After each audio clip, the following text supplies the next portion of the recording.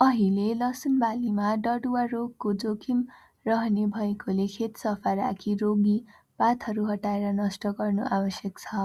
रोगको अवस्था हेरी 7 दिनको अन्तरमा साफ वा सेक्टिन 2 ग्राम प्रति लिटर पानीमा मिसाई 3 देखि 4 पटकसम्म सम्पूर्ण पात भिज्ने गरी छर्कनुपर्छ।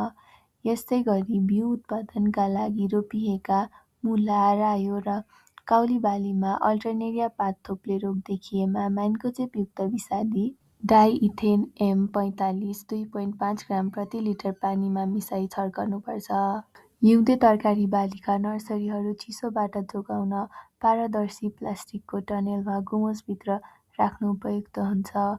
बेर्ना उमारिसकेपछि दिउँसो छाना खोलेर घाम लाग्न दिने र राति छाना ओढाएर चिसोबाट जोगाउनुपर्छ। नर्सरीमा फेद काट्ने किरा वा बेर्ना कुहिने रोग देखिन सक्ने भएकोले नियमित निरीक्षण गर्न आवश्यक छ।